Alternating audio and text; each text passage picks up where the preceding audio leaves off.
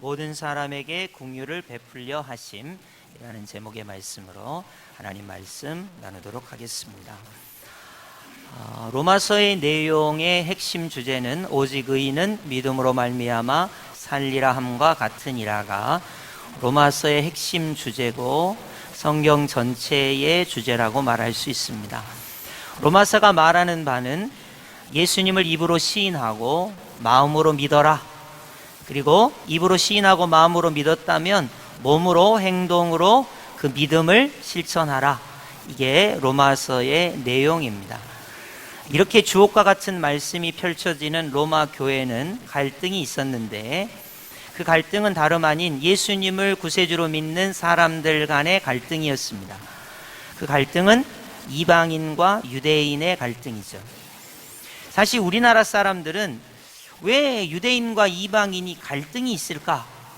이거 이해하지 못합니다. 오히려 우리나라 사람들에게 갈등을 설명하려면 일본과 우리나라의 갈등, 이러면 본능적으로 역사적으로 바로 인식하게 되죠. 아, 우리나라와 일본은 갈등이 있어.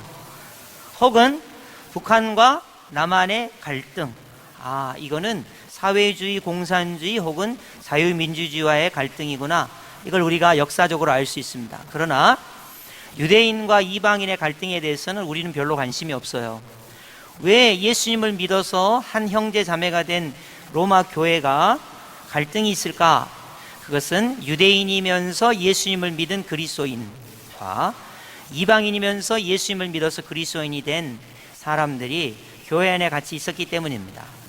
그리고 다수는 이방인이면서 그리스도인이고 소수는 유대인이면서 그리스도인이었습니다. 근데 이들의 갈등은 다른 게 아니고 예수님을 믿는 데는 갈등이 없어요. 근데 예수님을 믿을 때 율법도 생각하고 할례도 생각하고 안식일도 지키고 절기도 행하면서 우상에게 절한 음식도 안 먹으면서 예수님을 믿자고 하는 사람들이 유대인이고, 야, 그런 게 뭐가 중요해? 우리는 절기 필요 없어, 안식일 필요 없고, 그 다음에 우상에게 절한 음식을 갖고 교회에 와서 나눠 먹는 것도 아무 문제가 안 돼, 그러면서 이야기했던 사람들이 이방인이면서 그리스도인이 된 대부분의 로마 사람들이었습니다. 이제 오늘 본문을 보시면 여러분이 이 갈등이 어떤 양상으로 가냐면, 이방인이면서 그리스도인인 사람들은, 유대인들은 예수님을 거부했잖아. 지금 유대인들은 예수님 믿는 사람 소수고 우리 이방인이 예수님을 많이 믿으니까 우리가 오히려 더 낫지, 그런 자랑을 이방인이면서 그리스도인인 로마 교회 교인들이 하고 있었고, 유대인들은 율법 때문에 선민이기 때문에 그것으로부터 오는 우월감을 가지고 상대편, 이 교회 안에서 상대편이라고 말하긴 좀 그래요. 그런데 어쨌든 이방인 유대 그리스도인들을 어떻게 보면 비판하고 서로 받아들이지 못하는 그런 가운데 있습니다. 우리나라 이 얘기를 해서 좀 죄송한데요, 여러분이 이해하기 쉽게, 선거가 다가오면 꼭 정치인들이 그런 말을 해요. 여당을 찍어주세요, 야당을 찍어주세요, 그렇게 편을 가릅니다. 근데 사람들이 진짜 여당을 찍기도 하고 야당을 찍기도 합니다. 정말로 그래요. 남성을 더 선호해 주세요, 여성을 더 선호해 주세요. 그럼 사람들이 그게 옳은 말이 아닌데 그거에 따라서 선거를 하는 것을 볼 수가 있어요. 동쪽 편에 산 사람들, 죄송합니다, 용서하고 들으세요, 우리가 남이가 이러면 동쪽에 사는 사람들이 진짜로 단합을 해요. 또 서쪽에 사는 사람들도 단합을 합니다. 요즘은 보니까 또 돈의 유무에 따라서 부자이신 분들이 단합을 하기도 하고, 또 그보다 조금 못하신 분들이 단합을 하기도 하고, 참 그렇더라고요. 과연 그렇게 가르는 거, 그게 맞는 것일까? 그것이 교회 안에서도 맞는 것일까? 로마 교회에 유대인 그리스도인, 이방인 그리스도인이 그렇게 나뉘고 갈등이 있는 것이 정말로 옳은 것일까? 라는 것을 오늘 살펴보고자 합니다. 우리는 지난주까지 이방인이 그리스도인이 된 것은 돌 감람나무의 가지와 같은 그들이 참 감람나무의 접붙임을 받은 것이다. 그렇기 때문에 이방인 그리스도인들이 교만해서는 안 되고 겸손해야 된다, 그런 말씀을 우리가 나눴습니다. 이제 오늘 본문이 이어지면서 11장 25절로 가시면 형제들아 너희가 스스로 지혜 있다 이렇게 말한다는 거예요. 여기 대부분의 형제들은 이방인이면서 그리스도인인 들을 말합니다. 그러니까 이방인이면서 그리스도인인 사람들은 헬라 사람들이고 로마 사람들인데, 이 사람들은 대체적으로 지혜가 있다 이렇게 말하는 거예요. 그래서 헬라 사람들은 지혜를 구하고 유대인은 표적을 구하나, 그런 어떤 관용어구가 생기게 되는 거죠. 그래서 우리는 지혜가 있어, 유대인들 너희는 예수님을 버렸잖아, 이렇게 지혜가 있다고 하면서 이 신비를 모르기를 원치 않는다. 도대체 신비가 무엇일까요? 이 신비는 이방인의 충만한 수가 들어오기까지 이스라엘이 우둔해진 것이다, 미련하게 된 것이다, 예수님을 거부하게 된 것이다, 그런 말입니다. 신비는 무엇이냐? 이방인이 숫자가 점점 늘어나요. 예수님을 믿는 사람이 많아집니다. 왜 그러냐? 이건 신비한 건데, 이방인이 충만한 수가 전도될 때까지, 예수님을 믿을 때까지 유대인들이 미련하게 된 거야, 우둔하게 된 거야, 예수님을 거부한 거야 라는 거예요. 역사적으로 보면 예수님께서 유대 땅 베들레헴에 태어나셨고요, 나사렛에서 자라셨고요, 30년간 사생애, 3년간 공생애를 하시면서 유대 땅에서 예루살렘에서 복음을 전하시고, 갈릴리에도 복음을 전하시고 하시고, 십자가에 죽으시고 부활하셔서 복음이 가나안 땅에, 이스라엘에, 특히 예루살렘을 중심으로 해서 복음이 전해지기 시작했습니다. 그러면 당연히 누가 먼저 믿어야 되겠어요? 유대인들이 예수님을 열렬히 믿어야 되겠지만, 유대인들은 안타깝게도 오순절 마가의 다락방 이후에 3,000명, 5,000명이 예수님을 믿기는 했지만 대부분의 유대인들은 예수님을 믿지 않았습니다. 예수님을 거부했어요. 예수님을, 복음을 받아들이지 않았습니다. 그리고 예수님을 믿는 기독교를, 특히 교회를 박해하기 시작합니다. 그러니까 그 복음이 더 이상 예루살렘과 유대에 머무르지 못하고 밖으로 나가기 시작하는데, 사마리아로 세상 끝까지 복음이 전하게 됩니다. 그러니까 유대인들이 복음을 거절했기 때문에 그 복음이 반사적으로 이방인에게로 향하게 된 것이거든요. 그래서 이방인의 충만한 수가 차기까지 유대인들이 자기들의 눈이 어두워진 거예요. 예수님이 하나님의 아들 메시아 그리스도라는 걸 알아보지 못하는 거예요. 또 이방인의 충만한 수가 차기까지 유대인들이 예수님을 하나님의 아들로, 메시아로 받아들이지를 못하는 거예요. 이걸 사도 바울이 신비라 이렇게 말했습니다. 그러니까 사도 바울이 말하는 이 신비는, 유대인들이 어리석어진 것은 참 신비한 일이다. 어느 때까지? 이방인이 충만한 수가 예수님을 믿을 때까지입니다. 여러분, 이 충만한 수가 우리나라가 아주 적절한 예예요. 여러분, 우리나라처럼 오늘날 현대사회에서 예수님을 잘 믿는 나라가 드뭅니다. 물론 우리나라도 충만하다고 말하기는 어려워요. 왜냐하면 한 5천만 중에 4분의 1 정도가 예수님을 믿는다고 알려져 있고요. 여러분이 이제 비행기를 타고 인천공항이나 김포공항에 내리실 때 보시면 우리나라 곳곳에 십자가, 교회를 보여주는 그런 불빛들이 아주 많아요. 그래서 외국에서 오신 분들이 대부분 깜짝 놀라요. 왜냐하면 우리나라 역사책이나 해외에 이렇게 우리나라를 홍보하는 책자에 보면 우리나라는 불교 국가로 돼 있어요. 불교 국가로. 모르셨죠? 우리나라를 불교 국가로 홍보하고 있어요. 근데 하늘에서 보면 십자가가 엄청 보여요. 그래서 이게 잘못됐구나, 기독교 국가인데 잘못했구나, 이렇게 생각하는 외국인들이 상당히 많습니다. 그러니까 우리나라는 이방인의 충만한 이것을 가장 잘 보여준다고 볼 수 있습니다. 유대인들이 거부한 예수님을 우리나라 사람들은요, 너무너무 잘 믿어요. 너무너무 잘 믿습니다. 제가 지난주에 열심히 믿는 것에 대해서 말씀드렸습니다마는, 우리나라 사람들은 인구의 4분의 1이 열심히 예수님을 믿는, 적어도 신앙생활을 하는 그런 분들인데, 그래서 이방인의 충만한 수가 차기까지가 우리나라를 통해서 이루어졌다고 볼 수 있습니다. 그런데 이제 여기서 중요한 것은 이방인의 충만한 수가 우리나라만 차면 되느냐? 그런 건 아니잖아요. 우리나라뿐만 아니라 해외의 다른 어떤 나라들도 이방인의 충만한 수가 차야 된다.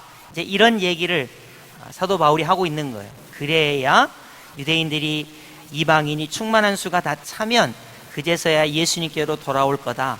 예수님을 믿는 민족이 될 거다. 이건 참 신비로운 일이야. 이런 얘기입니다. 이 이야기를 왜 할까요? 이방인이 수가 차갑니다. 로마 교회 이방인이 그리스도인이 많이 됐어요. 근데 유대인이면서 그리스도인이 된 사람 수가 적어요. 그래서 거기서부터 갈등이 온단 말이에요. 그래서 사도 바울이 이야기했어요. 이방인의 충만한 수가 다 차면 유대인들도 하나님께로 돌아오고 예수님을 믿는 민족이 될 것이다. 그런 얘기를 25절에 하고 있는 것입니다. 더 덧붙여서 26절, 27절로 가시면 구원자가 시온에서 오셔서 야곱에게서 경건하지 않는 것을 돌이키시면 26절 상반절을 잘 보십시오. 온 이스라엘이 구원을 받으리라 라는 말씀이 탁 있어요. 그러니까 사도 바울이 계시를 받았든 자기가 소망하든 온 이스라엘이 구원을 받는 것을 간절히 소망하고 있었던 것이죠. 27절 보시면 그들의 죄를 없이 할 때에 그들에게 이루어질 내 언약이 이것이라 하면서 이방인이 충만한 수가 구원에 이르고 난 다음에 이스라엘이 하나님께 구원받는 날을 간절히 소망하고 있었다는 것입니다. 이런 말을 해서 죄송합니다마는 로마 교회 유대인 그리스도인들은 이렇게 노래를 불렀어요. 유대인이 최고야, 이렇게 노래를 불렀습니다. 이방인 그리스도인들은 이방인이 최고야, 이렇게 노래를 부릅니다. 여기서부터 오는 갈등이에요. 여기서부터 오는 갈등. 오늘날 현대 교회도 상당히 많은 갈등이 있습니다. 물론 우리 교회는 감사하게도 갈등이 거의 없는 편에 속합니다. 갈등이 거의 없는 편에 속합니다. 그러나 많은 교회들이 이 로마 교회처럼 예수님을 믿는 그리스도인이면서도 갈등이 있어요. 갈등이. 나하고 친한 사람, 나하고 덜 친한 사람, 나하고 관계가 안 좋은 사람, 나하고 관계가 좋은 사람, 나하고 마음이 맞는 사람, 나하고 마음이 안 맞는 사람, 생활 수준이 비슷한 사람, 비슷하지 않는 사람, 여러 가지 갈등의 양상이 있습니다. 그래서 오늘 이 로마 교회에 우리 하나님께서 모든 사람에게 긍휼을 베풀려 하신다라는 이 말씀을 여러분이 반드시 기억하면서 우리 하나님은 교회가 어떤 교회가 되시기를 바라시는지 여러분이 꼭 기억하셨으면 좋겠습니다. 자, 그러면 우리 하나님께서 이 로마 교회에 핵심적으로 어떤 교회가 되기를 원하시는가, 바로 핵심 주제로 들어가 보도록 하겠습니다. 자, 11장 32절 우리 다 함께 한번 합독해 보겠습니다. 시작. 하나님이 모든 사람을 순종하지 아니하는 가운데 가두어 두심은 모든 사람에게 긍휼을 베풀려 하심이로다. 아멘. 거기 모든 사람에게 긍휼을 베풀려 하심이라는 말에 여러분이 밑줄을 그으시고요. 그게 오늘 주제예요. 다른 데서 벗어나시면 안 돼요. 모든 사람에게 하나님이 긍휼을 베풀려 하심이다. 자, 유대인들은 유대인 그리스도인에게만 긍휼을 베풀어 주십시오. 이방인 그리스도인들은 이방인 그리스도인들에게만 긍휼을 베풀어 주십시오. 둘 다 틀렸다는 거예요. 이방인 그리스도인들은 자기들이 맞다 그러고 유대인 그리스도인들은 자기들이 맞다고 해요. 하나님께서 긍휼을 자기들한테만 베풀어 주십시오 하는 거예요. 둘 다 틀렸다는 거예요. 이방인 그리스도인에게도 하나님의 긍휼이, 유대인 그리스도인에게도 하나님의 긍휼이 필요합니다. 극단적인 예를 한번 들어드릴게요. 요즘 이스라엘의 가자 지구에 전쟁이 일어났습니다. 여러분은 누가 옳고 누가 틀렸다고 생각하십니까?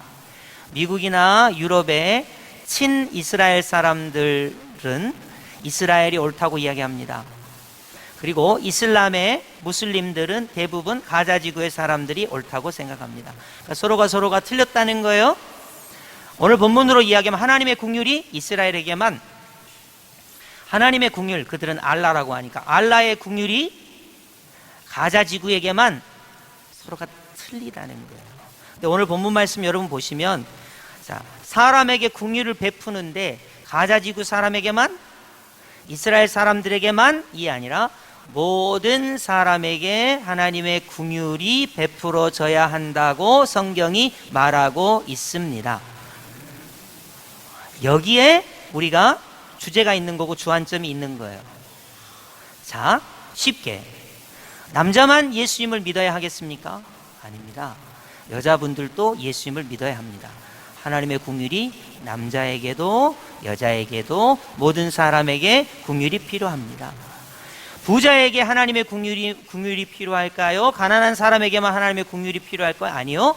부자든 가난하든 모든 사람에게 하나님의 긍휼이 필요합니다. 우리 교회에 기독교인에게만 하나님의 긍휼이 필요할까요? 아니요. 세상 밖에 있는 불교인에게도 하나님의 긍휼이 필요하고요. 유교인에게도, 무속신앙에게도, 무신론자에게도 하나님의 긍휼이 필요합니다. 아까도 이야기했죠? 우리나라 사람에게도 하나님의 긍휼이 필요하지만 일본 사람에게도 하나님의 긍휼이 필요합니다. 우리 남한 사람에게도 하나님의 긍휼이 필요하지만 북한 사람에게 필요해야 모든 사람에게 하나님께서 긍휼을 베풀어 주시는 겁니다. 하나님의 뜻은 모든 사람에게 긍휼을 베풀어 주시기를 원하는데 우리 인간의 삐뚤어진 심성이 하나님의 긍휼이 나에게만, 내 편에게만, 우리 쪽에게만 하나님의 긍휼이 임하고 너네에게는, 상대편에게는, 원수에게는, 우리하고 친하지 않은 사람에게는 하나님의 긍휼이 안 갔으면 하는 게 인간의 모습이라는 거예요. 그게 교회 안에, 로마 교회 안에 나타나게 된 것입니다. 그래서 사도 바울이 단도직입적으로 이야기하고 있어요. 하나님의 긍휼은 모든 사람에게 필요하다. 이걸 동의해야 균형 잡힌 그리스도인인 거예요. 여러분, 로마 교회 그리스도인이었습니다. 유대인 그리스도인들은 이방인 그리스도인에게 하나님의 긍휼에 대해서 이렇게 생각하지 않았다는 거예요. 반대도 마찬가지입니다. 오늘날 여러분이 하나님의 긍휼이, 예수 그리스도의 십자가 복음이 나에게만 필요하고 너에게는 필요치 않아. 우리에게는 긍휼이, 하나님의 긍휼이 필요하지만 당신 내에게는 하나님의 긍휼이 필요치 않아. 그는 굉장히 왜곡된 하나님의 말씀을 받아들이는 것이에요. 요즘 들어서요, 우리나라에 묘한 사상들이 많습니다. 그래서 하나님의 인치심을 받은 사람도 우리나라만 하나님의 인치심을 받자, 이렇게 말하는 사람들이 있어요. 하나님의 인치심을 받은 14만 4천이 꼭 우리나라 사람만 돼야 되겠습니까? 다른 나라는 한 명도 들어오면 안 되나요? 우리만 구원받기 위해서 피지로 가야 되겠습니까? 예수님이 오실 때가 다 됐으니까 가정도 끊고 직장도 끊고 극단적 종말론주의에 빠져서 신앙생활만, 아무것도 다른 사람은 구원 못 받고 우리만 구원받으면 됩니까? 이런 식으로 극단적인 생각을 하신 분들이 되게 많아요. 이건 오히려 역차별이고요, 또 불평등한 것이에요. 쉽게 이야기해서 이런 예를 들 수 있습니다. 이전에 독일 사람들이요, 예수님을 되게 잘 믿었습니다. 독일 사람들은 얼마나 예수님을 잘 믿었냐면요, 거기가 기독교가 국교예요. 국교. 예수님을 믿는 게 국교란 말이에요. 그리고 종교 개혁을 일으켰어요. 그리고 성경을 인쇄술을 발달시켜서 모국어로 성경을 인쇄할 수 있도록 시초가 된 나라가 독일이에요. 그렇게 예수님을 잘 믿었는데 이 나라가 하나의 사상에 빠지게 됐는데, 그게 뭐냐면 게르만 민족의 우수성을 전 세계에 알려야 된다는 거예요. 게르만 민족의 우수성을. 그래서 독일 민족이 전쟁을 일으키게 됩니다. 다른 민족은 열등한 거예요. 다른 민족은 열등한 거예요. 여러분, 예수님을 잘 믿는데, 신앙생활을 잘 하는데 잘못된 게 뭐냐면 하나님의 긍휼이 자기 민족에게만 임해야 된다는 거예요. 자기 민족에게만. 그렇게 되면 타민족은 어떻게 됩니까? 하나님의 긍휼을 받을 이유가 없어요. 그래서 유대인 같은 경우 가스실에서 사라져 가게 되죠. 전쟁을 일으켜서 수백만의 사람이 죽어도 눈 하나 깜짝 안 하는 거예요. 그런 오류를 가져서는 안 됩니다. 오늘 본문의 주제는 무엇입니까? 우리 하나님의 긍휼이 모든 사람에게 베풀어져야 한다는 것입니다. 여기에 여러분이 동의하신다면 혹시 여러분의 남편이 마음에 안 들어도 하나님의 긍휼이 여러분의 남편에게 임해야 하는 거예요.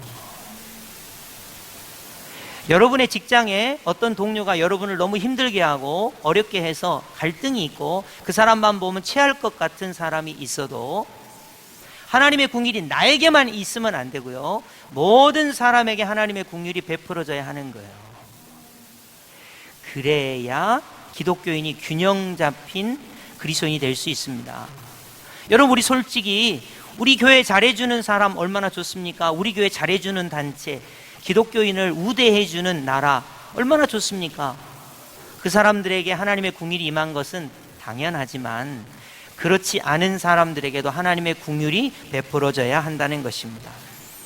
이제 다시 본문으로 돌아가서 11장 28절을 보시면, 복음으로 하면 그들이 너희로 말미암아 원수된 자요. 여러분, 주어를 한번 잘 볼까요? 복음으로 하면, 예수님을 믿는 것으로 하면, 교회를 핍박하는 것으로 하면 그들이 너희로 말미암아 원수된 자요. 그들은 유대인이고 너희로는 이방인이에요. 복음으로 하면 이방인이 예수님을 믿었어요. 반면에 유대인들은 예수님을 거부했죠. 십자가에 못 박았죠. 그리고 교회를 박해하죠. 그러니까 복음으로 하면 유대인들이 이방인으로 말미암아 원수가 되었어요. 반대로 이야기하면, 택하심으로 하면 아브라함을 택하시고 이삭을 택하시고 야곱을 택하시고 이스라엘을 하나님 나라로 택하신 것으로 하면 조상들로 말미암아 사랑을 입은 자라.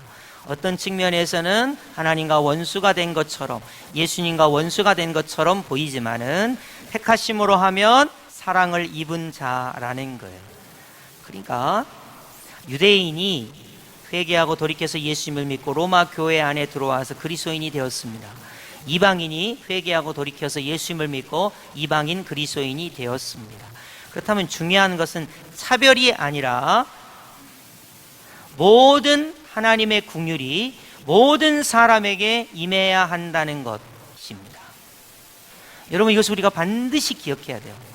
오늘날 사람들이 캐치프레이즈를 내걸 때 우리만 이런 말을 되게 많이 합니다. 남자만, 부자만, 노동자만, 자본주의만, 또 우리 연합만, 이런 얘기를 되게 많이 합니다. 그러면 그 반대 사람들은 어떻게 보면 하나님의 긍휼이 필요 없다고 말할 수가 있겠어요. 꼭 여러분이 기억하세요.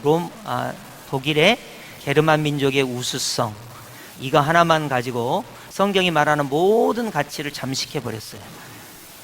오늘날 현대인들이 꼭 그렇습니다. 여러분, 나만 건강해야 될까요? 나만 행복해야 될까요? 우리 단체만 승리해야 될까요? 그렇게 되면 이제 이게 어떻게 보면 갈등이 양산이 되게 됩니다.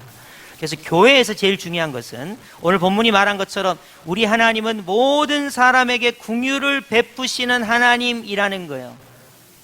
이걸 여러분이 꼭 기억하셔야 됩니다. 모든 사람에게 긍휼을 베푸시는 하나님이시라는 거예요. 그래서 11장 29절로 가시면 하나님의 은사와 부르심에는 후회하심이 없느니라 말하고 있습니다. 갑자기 뜬금없이 하나님의 은사와 부르심이 나왔어요. 자, 하나님의 은사라는 것을 거저받은 선물, 부여된 은총, 이런 뜻도 있고요. 혹은 영분별이나 방언과 같은 특별한 영적 능력을 은사라고 합니다. 그리고 부르심은 메시아의 나라에 동참하라, 하나님의 권위로 초청하는 것을 부르심이라고 합니다. 자, 그러면 하나님 나라에 초청받아서 은사를 가지고 하나님의 부르심에 맞게 교회에서 생활하는 모든 사람들에게는 후회하심이 없어요. 우리 하나님의 부르심에는. 자, 이방인이면서 그리스도인이 돼도 우리 하나님 후회치 않으세요. 유대인이면서 그리스도인이 돼도 우리 하나님 후회치 않으세요. 사람들끼리 서로 판단하고 정죄하고 비난해서 문제인 것이지, 우리 하나님의 부르심에는 왜 후회가 없으실까요? 우리 하나님은 모든 사람에게 긍휼을 베풀어 주시기 때문에 그래요. 너가 이방인이냐, 네가 유대인이냐, 그것 가지고 우리 하나님 후회치 않으신다고요. 근데 사람은 너 유대인이잖아, 너 이방인이잖아, 그런다는 거예요. 여러분, 오늘날 현대교회에 이런 풍토가 있어서는 안 됩니다. 다시 말씀드리겠습니다. 우리 하나님은 모든 사람이 긍휼을 받기를 원하시는 하나님이세요. 근데 우리 하나님의 긍휼이 나에게만 필요하고 너는 필요 없어, 이런 태도를 가져서는 안 됩니다. 물론 우리나라는 감사하게 단일 민족으로 돼 있어서 다른 타 민족이 우리 모임 안으로 들어오는 것이 상당히 드뭅니다. 그러다 보니까 그런 갈등은 없어요. 그러나 우리가 만약 이런 식으로 하나님의 긍휼이 나에게만 필요하고 너에게는 필요 없습니다 할 때는 이제 복음을 전하는 일을 할 필요가 없습니다. 왜 그렇습니까? 하나님의 긍휼이 나에게만 필요하고 당신들에게는 필요 없으니까 우리가 하나님의 긍휼을 전할 이유가 뭐가 있습니까? 그래서 전도 안 하는 거예요. 선교 안 하는 겁니다. 끼리끼리가 되는 겁니다. 우리만이 되는 거예요. 그렇게 될 때 우리 그리스도인들은 병들게 됩니다. 여러분, 오늘 본문이 하나님의 긍휼은 모든 사람에게 필요하다는 거예요. 내 남편에게 필요한 거예요. 내 아내에게 필요합니다. 내 자녀에게 필요합니다. 여기까지는 가족이니까 여러분이 수긍이 되실 거예요. 원수에게 필요한 거예요. 나를 힘들게 하는 사람에게 필요한 거예요. 타 민족에게, 우리나라를 침략한 민족에게 필요한 거예요. 그래서 아까도 처음에 예를 들었습니다. 가자 지구에 있는 사람들에게도 하나님의 긍휼이 필요하고요, 이스라엘 백성들에게도 하나님의 긍휼이 필요합니다. 우리 모두에게 하나님의 긍휼이 필요한 거예요. 누가 잘했고 누가 잘못한 것이 아니다, 이렇게 우리가 말할 수 있겠습니다. 30절로 가시면요, 너희가 전에는 하나님께 순종하지 아니하더니, 여기서 너희는 이방인이죠. 이방인이 전에는 하나님께 순종하지 않았습니다. 한번 역사적으로 볼까요? 창조시대 창세기 11장까지 이방인들은 하나님께 순종하지 않았습니다. 그리고 아브라함 때도 하나님께 순종하지 않았죠. 이삭 때도 마찬가지고, 이스라엘이 민족을 이뤘을 때도 이방인들은 하나님께 순종하지 않았어요. 그리고 모세 시대 때도 하나님께 순종하지 않았죠. 사사 시대 때도 하나님께 순종하지 않았어요. 왕정 때도 마찬가지고 포로기 때도 마찬가지예요. 어느 때부터 하나님께 순종하기 시작했냐면 예수님이 오셔서 복음을 전파하시고 난 다음부터 이방인이 하나님께 순종하기 시작했습니다. 근데 이방인이 하나님께 순종하기 시작하면서 누가 순종하지 않았냐면 유대인이 하나님께 순종하지 않은 거예요. 이게 역할이 바뀌었습니다. 유대인이 이전에는 하나님께 순종하더니 예수님 오시고 나서 유대인은 하나님께 불순종하고 이방인은 하나님께 순종하기 시작했습니다. 이게 바뀌었다는 거예요. 그래서 결과가 뭡니까? 30절 하반절, 이스라엘이 순종하지 아니함으로 이방인이 긍휼을 입었어요. 유대인들이 예수님의 복음을 밖으로 내보냈단 말이에요. 그러니까 그 영향으로 이방인이 긍휼을 얻었습니다. 이거를 여러분에게 제가 그냥 말로 설명하면 이런 거예요. 여태까지 하나님의 긍휼을 누가 독점했냐? 유대인이, 이스라엘 백성이 독점했어요. 예수님이 오셨는데 그 하나님의 긍휼을 자기들이 거부했어요. 그래서 그 하나님의 긍휼이 이방인에게로 간 거예요. 자, 31절 보시면 이와 같이 이 사람들이 순종하지 아니하니 이제 너희에게 베푸시는 긍휼로 이제 그들도 긍휼을 얻게 하려 하심이라. 말로 설명하면 이런 겁니다. 지금 이스라엘 백성들이 하나님의 긍휼을 받지 못하고 있고 이방인들이 하나님의 긍휼을 받고 있는데, 이제 이방인이 충만한 데까지 하나님께로 돌아오면 마침내 긍휼을 받지 못하는 유대인 너희들도 하나님의 긍휼을 받게 될 것이다. 결국 이방인도 하나님의 긍휼을 받게 되고 유대인도 하나님의 긍휼을 받게 되고 모두가 하나님의 긍휼을 받게 될 것이다. 이 이야기는 왜 하냐? 로마교회 너희들이 이방인 그리스도인 중심으로, 유대인 그리스도인 중심으로 갈등이 있기 때문에 우리 하나님은 모든 사람에게 긍휼과 자비와 사랑을 베풀어 주시는 하나님이시라는 것을 인식하라는 거예요. 믿으라는 거예요. 받아들이라는 것입니다. 저도 솔직히 고백하겠습니다. 저도 뼛속까지 그리스도인이라, 기독교인이라 타 종교에 대해서는 하나님의 긍휼에 대해서 생각해 본 바가 거의 없습니다. 솔직히 말하면. 근데 이 말씀을 이렇게 준비하면서 깜짝 놀랐어요. 내가 이렇게 하나님의 긍휼이 모든 사람에게 필요한 것에 대해서 이렇게 무지한 사람이었구나. 정말로 깨달았어요. 제가 가끔 이제 여러분 산 같은 데 가시면 아무래도 산에는 명산 같은 데는 이제 절이 있잖아요. 그러면 저는 갈 때마다 깜짝깜짝 놀래요. 나의 이 불교에 대한 적개심, 그 우상에 대한 이 적개심, 또 거기 드나든 사람들을 볼 때 내가 가지고 있는 그 모습이 하나님의 긍휼로 바라보는 게 아니에요. 그걸 저는 진짜로 느껴요. 진짜로 느낍니다. 제가 미국에 있을 때 흑인들이나 백인들이 저한테 인종차별 같은 것을 했을 때 제가 흑인이나 백인에 대해서 느끼는 감정이 하나님의 긍휼로 그들을 바라보는 감정이 아니라는 것을 저는 시시때때로 느꼈어요. 정말로요. 여러분 교회 안에서 여러분이 정말로 만나는 성도님들을 하나님의 긍휼로 여러분이 바라보고 있느냐 한번 돌이켜보세요. 아마 여러분이 아마 자기 자신을 돌이켜보시면 깜짝 놀랄 거예요. 자, 우리는 다음 주에 추수감사주일로 감사하게 되고 한 생명 초청주일을 우리가 보내게 되는데요. 여러분이 그 생명에게 하나님의 긍휼이 필요하다고 여러분이 고백하고 그 사람을 위해서 기도하고 그 사람이 구원받아야 하는 것을, 하나님의 긍휼이 그에게 필요하다는 것을 여러분이 절대로 인식하지 않는다면, 하나님의 긍휼이 그 사람에게 필요하지 않는데 왜 우리가 내 입 아프게, 내 손 힘들어지게, 내 다리 힘들어지게 그 사람에게 복음을 전하고 그 사람이 하나님의 긍휼이 필요하다고 전도하겠습니까? 까딱도 안 합니다. 왜냐하면 하나님의 긍휼은 나에게만 필요하니까요. 하나님의 긍휼은 너에게 필요한 게 아니에요. 이런 그리스도인이 되게 된다는 것입니다. 그래서 사도 바울이 이야기하고 있어요. 이방인 그리스도인 너희가 긍휼을 얻었다. 누구 때문에?